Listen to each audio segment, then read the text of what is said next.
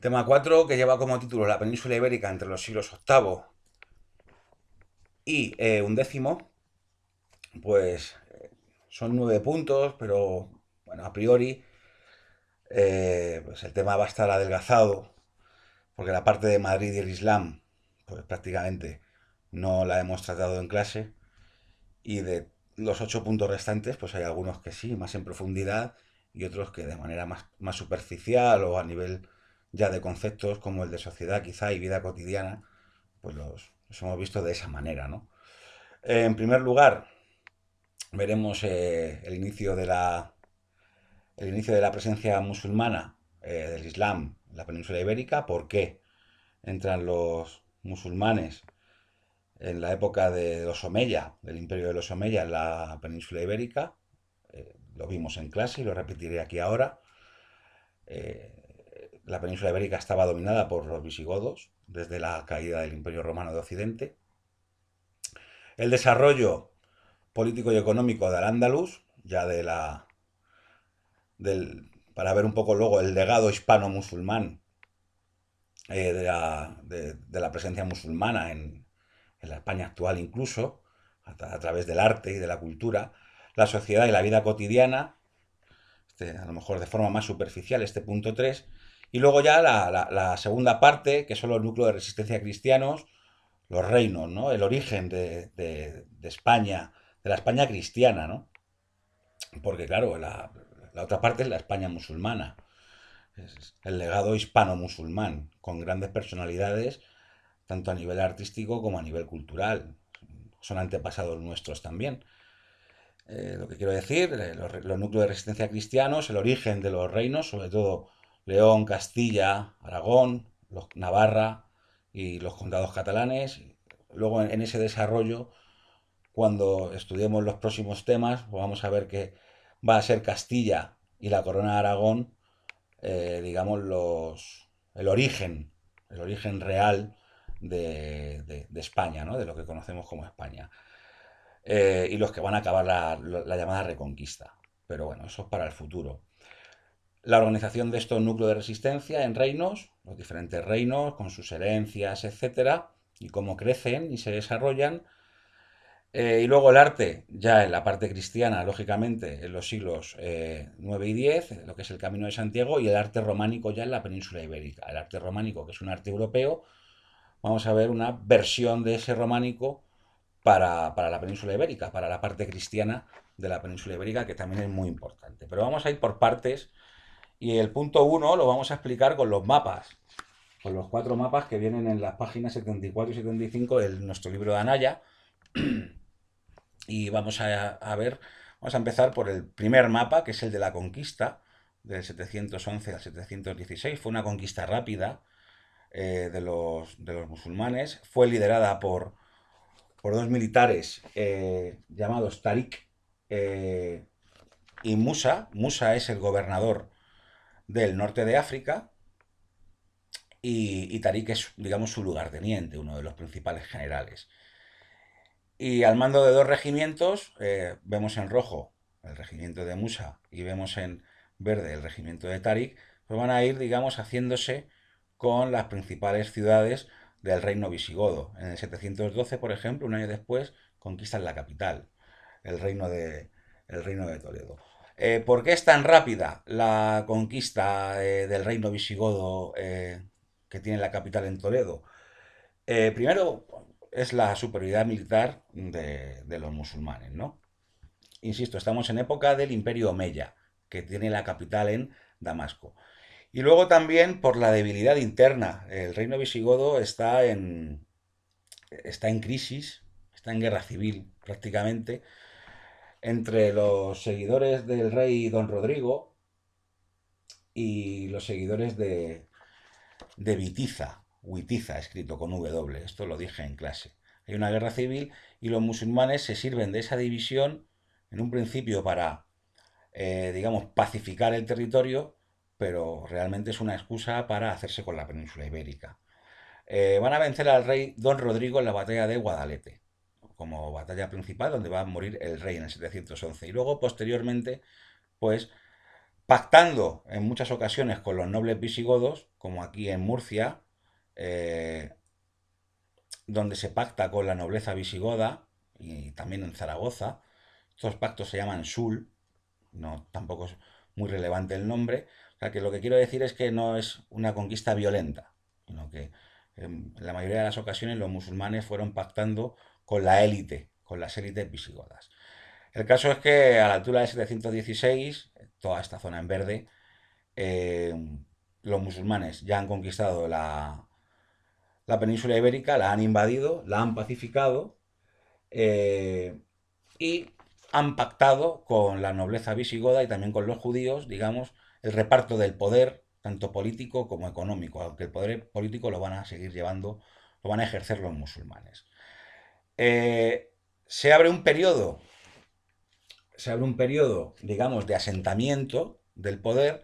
Los musulmanes, como bien sabéis, van a ser frenados en el 732 por los francos en la batalla de Poitiers, en el 732. Esta batalla ya la hemos visto en temas anteriores.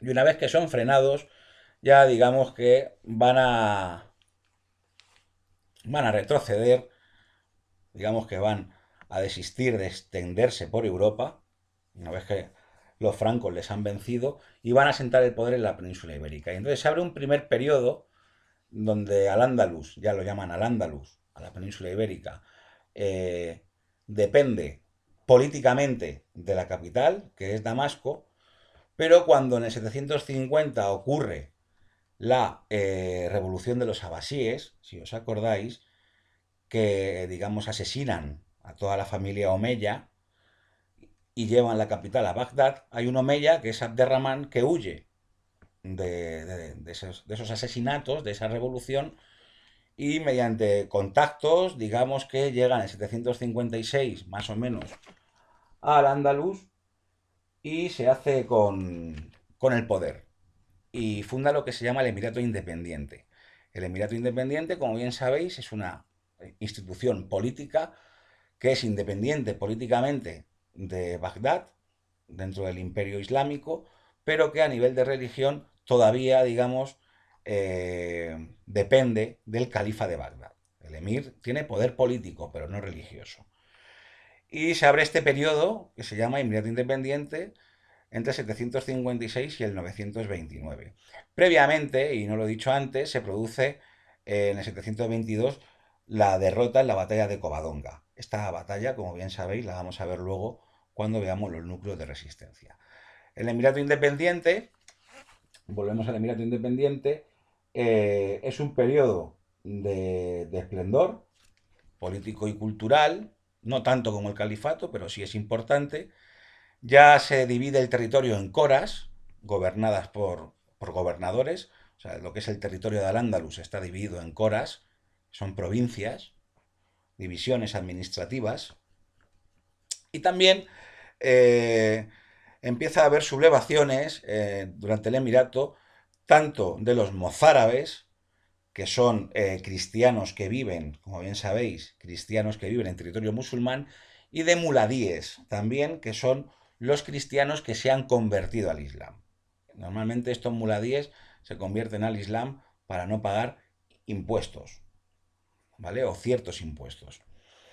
Entonces, en esta época, en el siglo octavo y noveno, esos mozárabes van a empezar a marchar a los territorios del norte. Aquí tenemos una zona entre el Duero y digamos el sistema central, que es una zona que se llama Tierra de Nadie. Es una zona fronteriza donde no está ocupada. No hay una ocupación ni de musulmanes, ¿vale? Ni de musulmanes ni de cristianos. Eso va a ser la zona de frontera a la altura del siglo octavo. Y esta zona la va a ir ocupando poquito a poco, a lo largo de los años, la van a ir ocupando los cristianos, ¿vale? Por tanto, Emirato Independiente, así hay esplendor político, eh, y hay una frontera con los cristianos, y los mozárabes en esta época empiezan a marchar al norte. Es importante esta última idea para entender luego los núcleos de resistencia de los cristianos. En el 929 se inicia la etapa de esplendor y de poderío no solo en la península ibérica, sino en Europa también, como ejemplo de política y de cultura y de economía, que es el califato. El califato lo funda Abderramán III, ¿vale? También descendiente de Abderramán I, son omeyas todos. Entonces ya decide romper directamente con el poder religioso también de los califas de Bagdad, y por tanto ya tiene poder político y religioso. Abderramán III, el califato va a durar hasta el 1031. Y el califato se corresponde, como he dicho, con el mayor esplendor político y cultural de Al-Ándalus, con un ejército muy potente, pacifica todo el interior de Al-Ándalus, sometiendo a los mozárabes que estaban aquí todavía y que ya marchan definitivamente al norte, pero también a los muladíes, ¿bien? Y además obliga a estos territorios del norte a pagarles impuestos. Se llaman tributos o también se llaman parias. Estos impuestos se obligaba a pagar a estos territorios del norte los impuestos para que no fueran invadidos ni saqueados.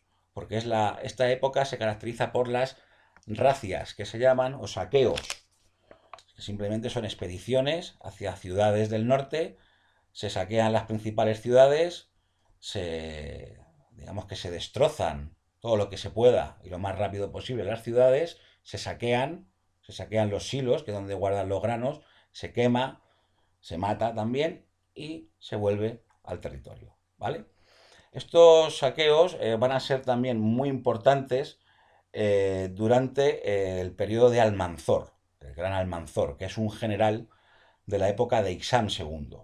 Ixam II es un califa que es nombrado califa siendo un niño y es Almanzor, el general Almanzor, el que se encarga, digamos, de ejercer el poder, es el hachib, se encarga de ejercer el poder y es un caudillo militar. Y Almanzor a lo que se dedica, venimos aquí a la flecha roja, es a saquear y atraer por la calle de la amargura a los territorios cristianos. Saquea Santiago, saquea Barcelona, saquea Zamora, León, ¿vale? Que ya es la capital del Reino de León, Simancas, ¿vale? Va saqueando en sucesivas campañas todos estos territorios y se vuelve. Almanzor muere en el 1002 y entra, digamos, el califato en un periodo de decadencia, sobre todo de decadencia en un periodo de guerra civil, que se llama, o fitna, guerra civil, entre los hijos de Almanzor y los hijos o sucesores de Ixam. O sea, cada uno reclama el trono, ¿no? El ser califa. Y esto al final pues va a terminar con la división del califato en los reinos de Taifas, en el 1031, que no es otra cosa que las coras, eh, lo que eran las provincias del califato, pues se proclaman independientes. Prácticamente las coras, por su cuenta y riesgo, de forma unilateral, se van independizando. Y se abre además un periodo, a partir del 1031, de esplendor o de dominio de los reinos cristianos. O sea, a mayor esplendor de Al-Ándalus, decadencia o sometimiento de los reinos cristianos, y al revés, a debilidad de Al-Ándalus, sobre todo con las taifas, poderío de los territorios del norte, de los diferentes reinos cristianos. Y más o menos esa es la dinámica que viene explicada en la teoría en el libro. Yo me he servido de los mapas para explicarlo. ¿Cómo se ejerce el poder? El poder califal. Esto ya lo hemos visto en clase, pero lo vuelvo a repetir. Tenemos al califa. Los califas son a partir de Abderramán III. A nosotros nos interesan Abderramán III, Al-Hakam II, que también es un califato muy importante. Viene también en el libro citado, Al-Hakem. E Ixam II, no porque fuera un califa importante, sino porque es la época de Almanzor. Por tanto, el califa tiene poder político religioso y luego tiene un gobierno, lógicamente, donde está el hachib, que es el primer ministro, y los diwanes, que son los diferentes ministros, que tienen asuntos y competencias diferentes, cobran impuestos, se encargan de la seguridad, la economía, el Ministerio de Guerra, son como el presidente del gobierno y los ministros, ¿no? Y luego el territorio está dividido en coras, donde hay un gobernador, que se llaman valíes. Y estos están para controlar tanto las ciudades, que es donde florece el comercio, y el mundo rural. Y luego, ¿quién administra justicia? La justicia está basada en la ley islámica, pues son los cadíes o jueces. Y básicamente el poder está estructurado de esta manera.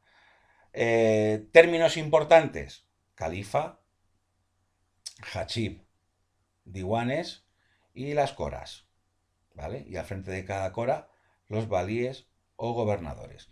También el concepto de cadíes lo vimos cuando estudiamos el Imperio Islámico. Aquí tenemos también las coras, que más o menos, si veis el mapa, más o menos, si veis el mapa de los reinos de taifas, pues son muy semejantes las coras a lo que van a ser luego los reinos de taifas. O sea, que lo que quiero decir es que se van independizando estas coras con la crisis del califato de forma unilateral y crean reinos independientes. Entonces ya hemos llegado al 1031 y vamos un poquito también con la economía. Al-Ándalus hace que la presencia musulmana, y ya también lo vimos en la época del Islam, lo que provoca es, con ese esplendor comercial y con esas rutas comerciales que manejan los musulmanes, ese contacto con Oriente, pues permite que Al-Ándalus sea puntera a nivel económico en Europa.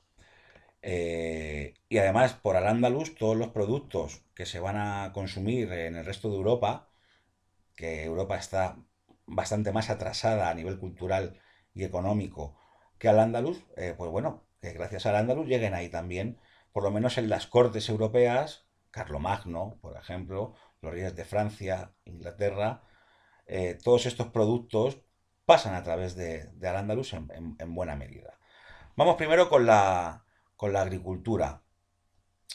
Bueno, pues esto también nos tiene que sonar los nuevos cultivos que habían introducido los musulmanes. El arroz, los cítricos, ¿vale? Lo que son naranjas, mandarinas, el azafrán, las especias traídas de Oriente, muy importantes para conservar también tanto el pescado como la carne, las moras, el lino, el cáñamo, el lino para los tejidos, y también las nuevas técnicas de cultivo con un desarrollo de las técnicas de regadío con la noria para transportar también agua, las acequias, ¿vale? Tienen técnicas muy avanzadas, mucho más avanzadas para la época de lo que era el resto de Europa. Y sobre todo son esplendorosos en el comercio. Ya sabemos más o menos las rutas comerciales, por dónde vienen y por dónde venían. ¿Qué exportan desde Al-Ándalus? O sea, ¿qué se vende? Muchos productos artesanales, manufacturados, tanto a nivel de tejidos, todo tipo de telares, cerámicas, orfebrería. O sea, las principales ciudades: Toledo, Córdoba, Valencia, las actuales, estas ciudades que estoy citando, Sevilla también, Cádiz, son ciudades muy importantes a nivel comercial, con una artesanía muy desarrollada y que se permiten el lujo de exportar, de vender al extranjero. Este tipo de trabajos de marfil también, que son muy codiciados en el resto de Europa. Cuando digo Europa me refiero a la Europa de los nobles, no a la Europa de los campesinos. Y luego también, ¿qué se importa? ¿Qué se trae al Andalus? Los esclavos, ya hemos hablado de ello, y sobre todo oro y plata. Es una economía monetaria la de Al-Ándalus, con el dirham y el dinar, ya lo sabemos también. Y esclavos, que si os acordáis, muchos de ellos eran traídos no solo de África, pero sobre todo de las zonas de los países eslavos, de las culturas eslavas, que muchos se asentaron luego y hubo muchas taifas de etnia eslava, las actuales Bulgaria, zonas del este de Europa. Esto lo hemos dicho en clase. Eh, Tierras de secano, ya sabéis lo que es, vid y olivo sobre todo, el aceite de oliva muy importante, Y el vino, aunque la cultura musulmana no permite, si comen uvas, lógicamente, no permite beber alcohol, pero se exportaba hacia el norte de Europa. Y sobre todo también, pues los mozárabes, pues también bebían vino, ¿no? La gente cristiana. Y algún muladí que otro, aunque fuera converso y se había convertido al Islam, ellos seguían manteniendo ciertas costumbres cristianas. Por tanto, que no pudieran beber vino no quiere decir que no se trabajara la producción de vino en Al-Ándalus. Y luego, bueno, pues las tierras de regadío, lo que he dicho aquí antes. Arroz, que es muy importante para la dieta, naranja, limón, azafrán, algodón, moras, el azúcar, todo traído de Oriente. Por tanto, económicamente una posición privilegiada. Y aquí tenemos las rutas. Esto ya lo hemos visto en clase, largo y tendido, tanto en el tema del Islam como en este. Y, y bueno, pues estas son un poquito las rutas que vienen tanto de Oriente, porque el Islam está presente en todo el norte de África, como del África Central. Fijaos, marfil, por ejemplo, de los elefantes. Esto es muy codiciado, el marfil. Los cereales también, esta zona es fértil, la zona del norte de África. Oro, por supuesto, muy importante para la moneda, y esclavos. Pero los esclavos también vienen por rutas, digamos, por aquí y también de esta zona. Vienen esclavos de la zona del este de Europa.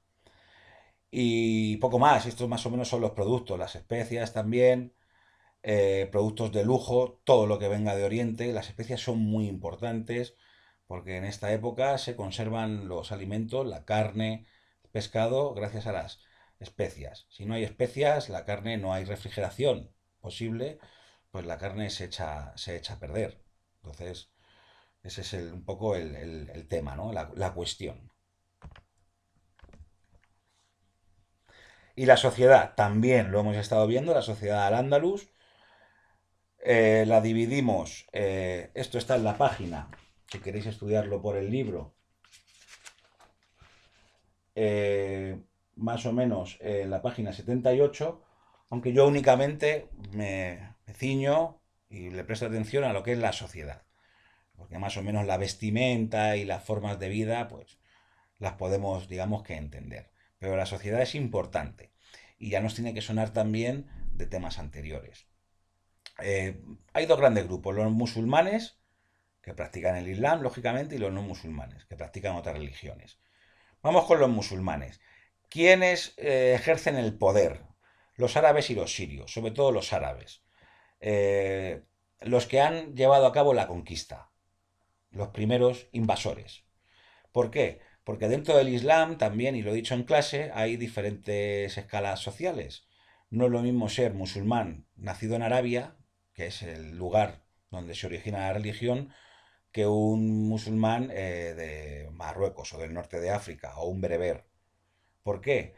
Pues porque van a ser considerados musulmanes. Sí, son musulmanes, son creyentes, la religión, digamos que considera que todos son iguales, pero luego a nivel práctico, pues lógicamente los puestos de gobierno y las mejores tierras del Andaluz las van a tener los árabes y los sirios. Las mejores tierras, por ejemplo, están en el Valle del Guadalquivir, que son las tierras más fértiles. Pues esas van a ser para los árabes. Y luego los muladíes pues van a tener peores tierras, por ejemplo, en la actual Castilla-La Mancha, tierras de secano. Esto va a ocasionar problemas. Aquí tenemos los bereberes, que son los que realmente hacen la conquista como ejército, son del norte de África, pero ya reciben tierras de menor valor, ¿vale? Suelen ser tierras menos fértiles, tierras de secano. Y luego los muladíes, que son hispano-visigodos, que se han convertido al Islam, que están también incluso por debajo de los bereberes, tanto a nivel de riqueza como de poder, como de importancia social, ¿vale? Estos muladíes. Lo que pasa que se convirtieron al Islam pues porque económicamente en un principio les interesaba por el tema de los impuestos y por unirse, digamos, a la fuerza, ¿no? La fuerza, digamos, que la tienen los musulmanes, ¿no? O sea, si no puedo con mi enemigo, me uno a él. Ese, digamos, que es uno de los principios, ¿no? No solo de la historia, sino ya prácticamente de la vida, ¿no? Y luego los no musulmanes, pues ¿quiénes van a ser? Los judíos, que viven tienen sus zonas concretas en las ciudades, las juderías que se llaman, y los mozárabes, que siguieron viviendo en zona musulmana, que practican su religión cristiana, van a sus iglesias, son tolerados en algunos momentos, en otros momentos va a haber problemas de convivencia y que muchos, en oleadas sucesivas, como he dicho antes, van a marchar a los territorios del norte, ¿vale? A la zona del Castilla-León, Pamplona y a los condados catalanes. Pero sobre todo van a marchar a lo que es el Reino de Asturias y luego León, estos mozárabes. Y luego en la zona más baja pues están los esclavos que trabajan para la aristocracia y el ejército. Vamos a ver un poquito la cultura y el arte califal. Tampoco nos interesan simplemente reconocer las obras y los monumentos más importantes y el del legado, ¿no? Uno de los más importantes de la época califal. Pues luego está la Alhambra de Granada, que eso es de época nazarí, que es posterior. Eh, o la Torre del Oro, por ejemplo, o la Giralda, que es de época almohade. Vamos con la parte de la etapa califal. La mezquita de Córdoba es el monumento por excelencia. Aquí en el centro hay una iglesia cristiana, cuando en el siglo XIII ya los cristianos, con Fernando III de Castilla, han conquistado Córdoba y digamos que construyeron aquí una iglesia, pero bueno, eso es la típica mezquita islámica con el minarete, ¿vale? De donde se llama la oración y toda esta sala de oración que se fue ampliando a medida que la ciudad crecía. Lo interesante de la mezquita, si vemos la planta, son las ampliaciones. ¿Quién la inicia? Eh, la inicia Abderramán I, vemos aquí en azul, ¿vale? Tenemos esta parte de azul y lo que se fue haciendo fue ir echando abajo el muro de la Qibla, que es este muro de aquí, que en teoría es el que está orientado a la Meca, ¿vale? ¿Para qué? Pues para ir haciendo sucesivas ampliaciones. Aquí está la iglesia cristiana, aquí en naranja la de Abderramán II, que es pequeña, por decirlo de alguna manera, la de Al-Hakam II. Esto porque se hace porque la ciudad está creciendo. Córdoba es una de las ciudades más importantes de Europa en este momento. Y luego la más grande, pero también la más pobre a nivel de materiales, es la de Almanzor, que es toda esta línea. ¿Vale? Y tenemos esta forma con las sucesivas ampliaciones. Esto es el patio de los Naranjos, que es esta zona de aquí, con las palmeras. Eh, y todas las ampliaciones, insisto. Y luego el interior nos interesa, antes de verlo, tenemos que identificar este tipo de arcos, los que están rodeados en azul. El emiral cordobés y sobre todo el califal cordobés, a la hora de ver ahora el interior y el exterior también en las puertas de la mezquita, los tenemos que identificar, sobre todo el califal cordobés, que es como el de herradura visigodo, el arco de Entibo, que son como dos arcos de medio punto superpuestos, ¿vale? Lo vamos a ver muy bien, el entrecruzado, que es de esta forma, y el geminado, que son dos arcos de herradura unidos. Esto se ve mejor ahora, únicamente de todos estos que vienen aquí, al resto volveremos seguramente a esta imagen en sucesivos temas o en temas futuros, pero de momento nos interesan los que yo os he subrayado en azul, ¿vale? ¿Por qué? Pues porque aquí tenemos, por ejemplo, arcos de Entibo. Arcos de Entibo son así, en la sala de oración de la mezquita de Córdoba, ¿vale? En el caso de estos arcos de Entibo podemos ver aquí que este de abajo es califal, es de este tipo, ¿vale? No es de medio punto, pero el de arriba, el que está sobrepuesto o superpuesto, sí es de medio punto.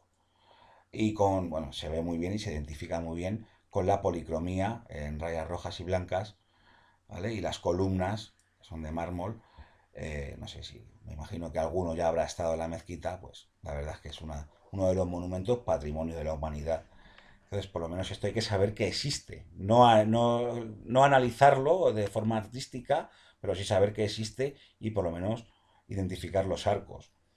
Fijaos la maxura, que esto es el espacio reservado al califa, con esta bóveda califal o de arcos entrecruzados. Esto es muy típico de los árabes, estos arcos entrecruzados, ¿vale? Con estos colores amarillos, en mosaico y con escritura árabe también. Los musulmanes tienen prohibida la representación humana, entonces son versículos del Corán, básicamente lo que suelen poner. Y luego la puerta de San José, también en la mezquita, donde aquí vemos también el arco califal. Si vamos otra vez al el arco califal, ¿veis? Estos arcos geminados, se ve muy bien aquí, tipos, ¿vale? Geminados. Y también se ven estos entrecruzados, ¿vale? Aunque estos se llaman más lobulados. Me interesan los geminados y el califal. Esto se llama alfiz, también esta moldura cuadrada que digamos enmarca al, al arco. ¿Por qué pongo esto? Pues por si en el examen cae alguna imagen, pues nada, identifica las características de esta imagen. Pues me tendréis que citar los arcos y hablar un poquito de sus características. Y ya está, tampoco es muy difícil. Esta es la puerta de San José. Todas estas imágenes que hemos visto son de la mezquita. Pero igual, esto es el palacio de Medina Zara, que era un palacete que se construyó de Ramán III y que fue luego saqueado y derruido durante la guerra civil, pues igual, el arco califal cordobés, y aquí arcos geminados, que son estos que están juntos. ¿Vale? Esto es lo que se llama el Salón Rico del Palacio de Medina Zara en Córdoba. Vamos con los núcleos de resistencia cristianos. Voy a hacer la presentación entera y luego, bueno, pues si el vídeo dura, pues lo vais parando y lo vais viendo cuando os haga falta o cuando estudiéis el tema, ¿vale? Es un poquito más lioso siempre estudiar la parte de los reinos cristianos que al andaluz. ¿Por qué? Pues porque son más formaciones políticas y vamos a ver un poco algunas fechas también claves que hemos visto en clase, pero bueno, que vamos a ir repitiendo. El 722 me voy a ceñir a las que vienen en el libro, sobre todo, para no meter más fechas de las que debamos estudiar, pues lógicamente el inicio de la resistencia que se llama, o la reconquista, ¿no? Que es cuando yo estudiaba se hacía mucho hincapié en este concepto de reconquista. Reconquistar algo es reconquistarlo rápido, pero la reconquista esta duró pues 7 siglos. Entonces, bueno, sobre todo es un proceso de repoblación y de recuperación, en teoría, del antiguo reino visigodo. Se inicia la batalla de Covadonga en el 722, donde el rey Don Pelayo, que es un jefe astur, digamos que derrota a los musulmanes. Esto está en Asturias, en el norte de España. Para los cristianos, una grandísima batalla, una gran victoria. Si leemos fuentes musulmanas de la época, pues bueno, para los musulmanes que tenían un imperio en todo el Mediterráneo y hasta Asia, pues bueno, pues una peleita de recreo. Pero bueno, batalla de Covadonga, muy importante, ¿vale? Y luego la capital pasa de Cangas a Oviedo, ya todavía en el Reino de Asturias, en el 808, y según se va avanzando hacia el sur, con el objetivo de, vamos a ver algún mapa, con el objetivo de controlar, esta es el año de la, digamos, invasión o reconquista o conquista de León, pero ya cuando se ha llegado tan al sur que el reino es tan grande, el reino de Asturias, se traslada la capital a León, con el objetivo de controlar mejor el territorio, porque también se ha conquistado Galicia hacia el oeste, esta zona que va a ser luego el núcleo de Castilla, que es un condado, que va a ser primero un condado también. Entonces, para controlar mejor el reino, se pasa la capital a León en el 914, con Ordoño II, que es un rey ya que podemos llamar de León, ¿vale? Es el reino astur-leonés o reino de León, que es lo mismo, lo que pasa que se ha agrandado. Y luego nos interesa mucho la formación de Castilla. Castilla, que toma su nombre porque está en zona de castillos, que es una zona defensiva, son fortalezas, porque es una zona de frontera contra los musulmanes, son fortificaciones. Digamos que vamos a considerar su núcleo en la zona de Álava, lo que hoy en día sería el sur del País Vasco, La Rioja y Burgos. Eso es el núcleo de Castilla y es donde nace el castellano, que es la lengua que hablamos, por eso es importante. Y luego Castilla, cuyo conde se va a independizar, que es Fernán González, el conde, en el 951, se va a independizar del Reino de León. No quiere decir que sea un reino Castilla, sino que ya deja de ser vasallo el conde de Castilla del rey de León, y posteriormente va a ser con Fernando I en el 1035, ya lo veremos otra vez cuando veamos la herencia de Sancho III de Navarra, él ya lo va a heredar Castilla como reino. Luego Fernando también va a ser rey de León en el 1037, 2 años después, cuando venza a Bermudo III, que es su cuñado, ¿vale? En el 1037 en una batalla. Entonces, a partir del 1037 vamos a tener los reinos de Castilla y de León unidos. Luego se van a separar, pero de momento en el tema vamos a terminar este discurso en el 1037 con el reino de Castilla y León, ¿vale? Entonces, un poquito ese es el proceso. Pamplona. También, igual, toda esta zona de los Pirineos dependía, si os acordáis, de los francos, lo que se llama la marca hispánica, y poquito a poco también se van a ir independizando. Por tanto, el desarrollo de esta zona es diferente a la de esta. Se independiza de los francos en el 816 y en la dinastía Jimena, que es una de las familias de los vascones, son vascones, estos navarros, que han vencido en Roncesvalles en el 778 a los francos, pero sobre todo nos interesa el gran Sancho III el Mayor de Navarra, que va a extender su poder, no solo va a ser rey de Navarra, sino que también va a adquirir Castilla y va a adquirir Aragón y también estos condados de Sobrarbe y Ribagorza. Por tanto, cuando muere Sancho III el Mayor de Navarra,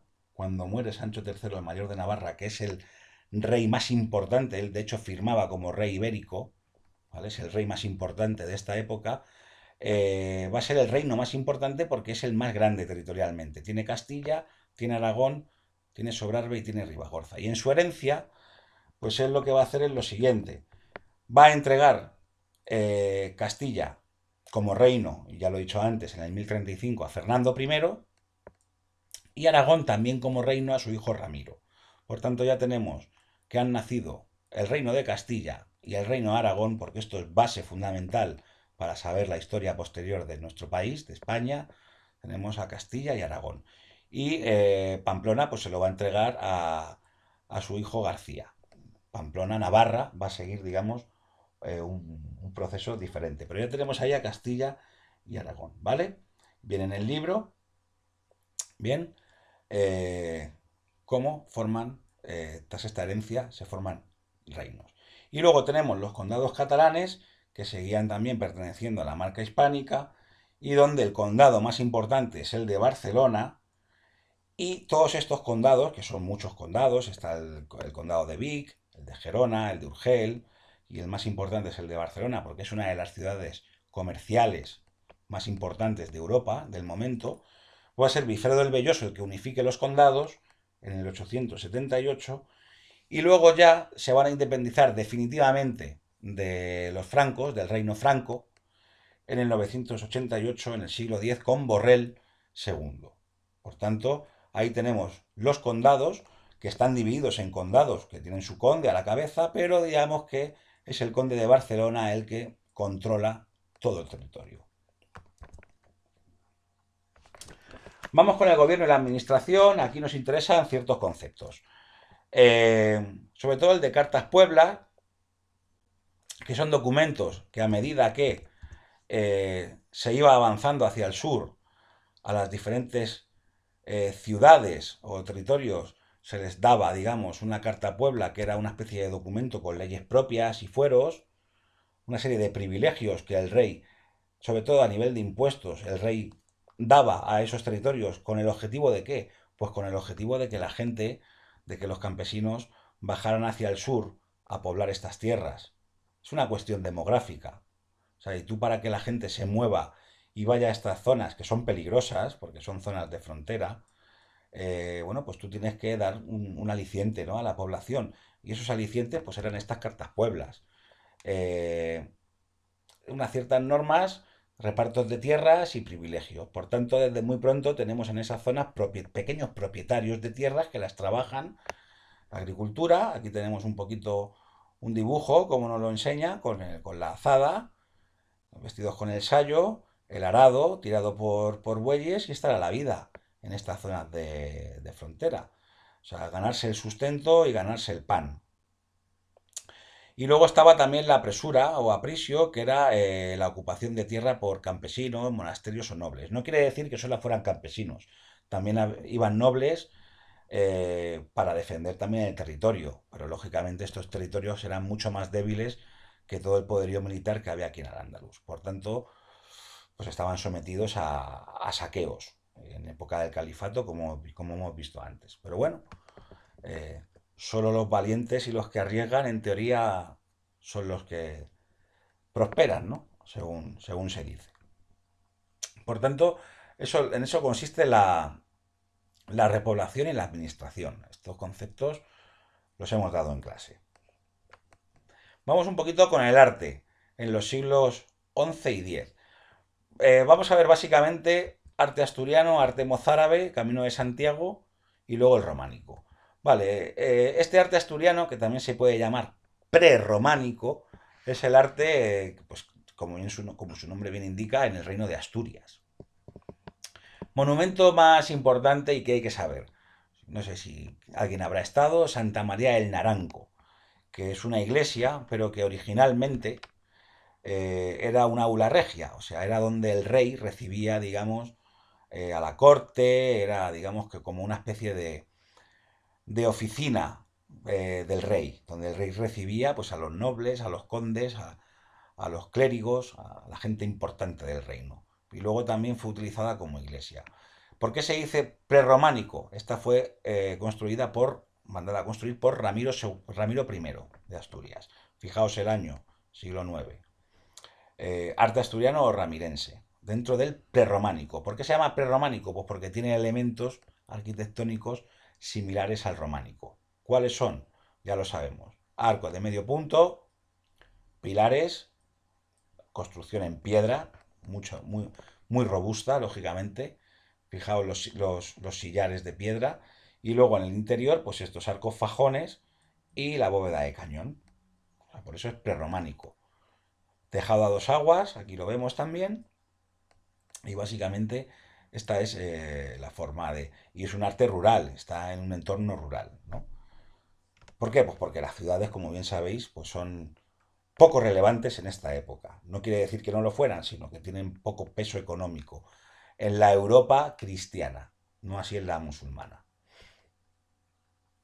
Y luego está el arte mozárabe. Fijaos, ¿y por qué se llama mozárabe?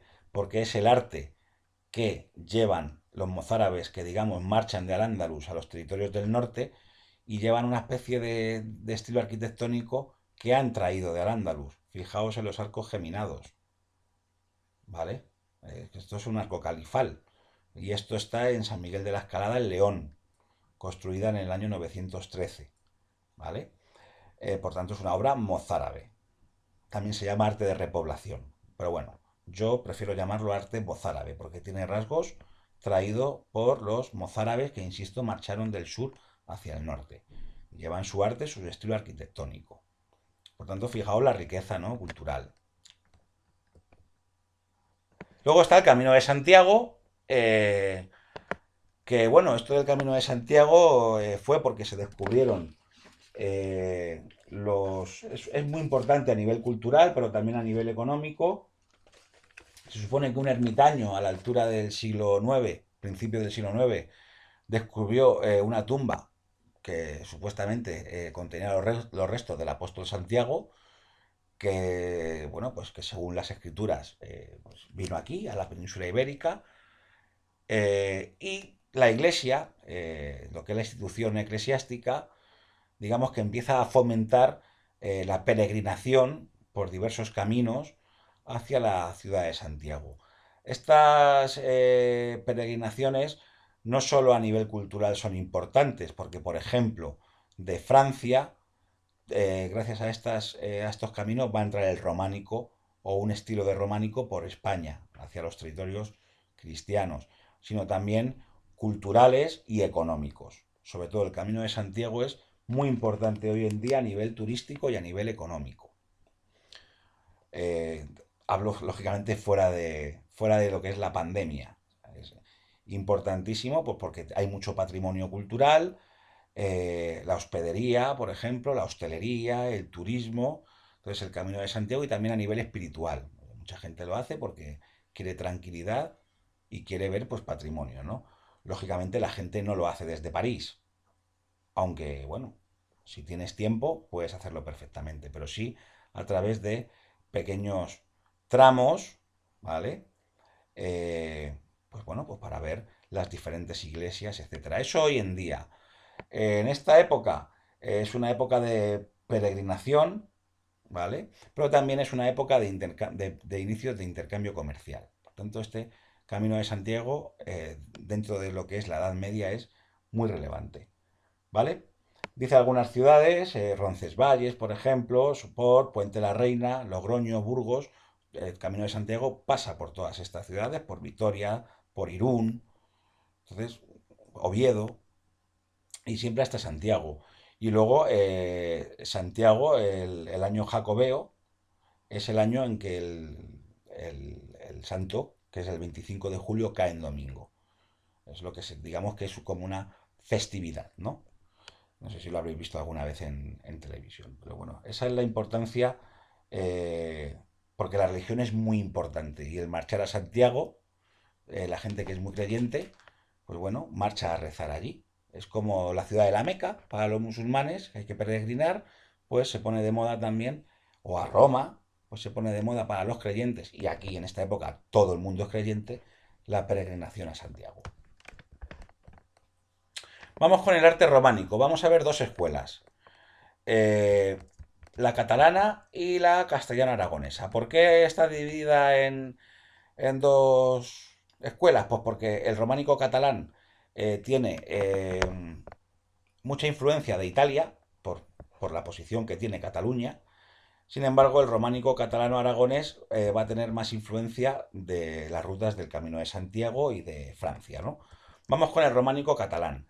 Eh, si nos suena el territorio de Lombardía, cuya capital es Milán, en el norte de Italia, el reino de Lombardía, digamos que es el origen donde estos canteros lombardos o arquitectos lombardos van a venir a Cataluña y van a empezar estas construcciones que vamos a ver ahora.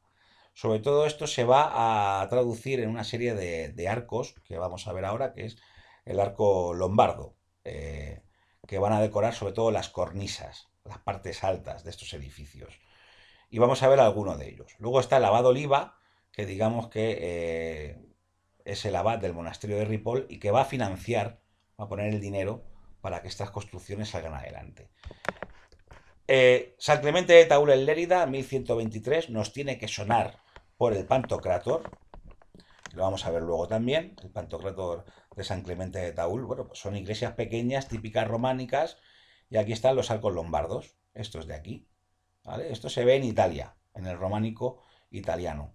Nos tiene que sonar la catedral de Pisa. Si veis, la catedral de Pisa tiene estas arquerías. ¿Vale? Por tanto, esta es la iglesia de San Clemente de Taúl en Lérida, en el Valle del Boí. Tres ábsides, son iglesias pequeñas. Y la torre. El monasterio de Santa María de Ripoll, igual. Fijaos las arquerías lombardas estas de aquí. ¿Vale? Eh, Aunque fue fundado por Bifredo el Belloso, esto está en Gerona, es el abad Oliva, el arquitecto y promotor. Estas sobre todo me interesan que las sepamos identificar, no son muchas las que os propongo. Y el monasterio de San Pedro de la Roda en Gerona. Este está en un paraje espectacular cerca del Cabo de Creus, que es la zona más oriental de España, con el mar Mediterráneo, y bueno, pues está un poquito en restauración, porque con el paso de los siglos se ha degradado, pero este es el monasterio de San Pedro de la Roda en Gerona, del 1022, son todas más o menos de la misma época, siglo XII, más o menos, aunque este es anterior, también le vamos a dar la misma cronología de alrededor del año 1000-1100. Y luego la Escuela Castellano-Aragonesa, donde también propongo algunos monumentos. El más conocido, Catedral de Santiago de Compostela, construida por el obispo Gelmírez y el maestro Mateo entre el 1075 y el 1170, ¿vale? Típica catedral de peregrinación, si os acordáis del románico europeo. Forma de cruz latina, la planta. Luego las torres, todo lo que vemos de revestimiento es barroca, es posterior, pero bueno, la construcción es románica, ¿vale? Es una iglesia de peregrinación y ya sabéis lo que conlleva, que para no interrumpir el oficio, pues tiene aquí la girola, para que los peregrinos entren y salgan sin interrumpir la misa. Interior, pues nada, igual, bóveda de cañón, arcos fajones, que son estos, que soportan la bóveda, y los pilares o las columnas. Románico puro y duro, simple y llanamente. 1150, obispo Gelmírez. Lo bueno de las catedrales, ya lo dije en el románico, es el empleo y lo que se tarda en construirlas, que son años, y prácticamente cuando el campo no se trabaja, pues la población trabaja en las construcciones. Entonces, son fuentes de riqueza como un salario extra, ¿no? Para los ciudadanos o los súbditos en esta época. San Martín de Fromista, también esto está en Palencia, aunque sí tiene una planta de cruz. Lo bueno o lo interesante de esta iglesia, lo vemos aquí mejor, es prácticamente es una planta de cruz insertada en una nave, una única nave, tiene dos torres, el campanario, que se llama aquí cimborrio, que es en el sitio donde se cruzan los dos brazos, ¿vale? Y el interior. Esto es típico románico, en piedra, robustez, siglo XI. San Martín de Fromista en Fromista, Palencia. También pues igual, arco de medio punto, pilares, y tenemos las torres, el campanario, pues lo típico. Esto es una iglesia, no es de peregrinación, lógicamente, es una iglesia para el oficio. Y el Pantocrátor, que es Dios Cristo Todopoderoso, bendiciendo, y las Sagradas Escrituras en la otra mano, la Biblia. El original, que es del 1123, igual que la iglesia de San Clemente de Taúl, porque en teoría está aquí. Pero el original no está en la iglesia, está en el Museo Nacional de Arte de Cataluña. Mediante técnicas, gente, lógicamente, que sabe hacerlo, fueron, digamos, llevándose por trozos el original para conservarlo en el museo, y en la iglesia pues hay una reproducción muy fiel también a la original. Y luego, pues a nivel de la escultura, pues nos interesa el Pórtico de la Gloria de la Catedral de Santiago también. La escultura no suele ser exenta, suele estar adosada a la arquitectura. Es decorativa y es religiosa también, lógicamente, siempre contando pasajes de la Biblia. La religión, digamos, que es lo más importante de esta época. Por tanto, el Pórtico de la Gloria de la Catedral de Santiago de Compostela del maestro Mateo. Se lo voy a afirmar así. Los artistas suelen ser anónimos. O bien sabemos quién pone el dinero, o bien sabemos el artista que firmó la obra. Pero no lo hizo él todo. Lógicamente, él tenía en su taller empleados, que él, digamos, supervisaba su trabajo. Y es el fin de la presentación.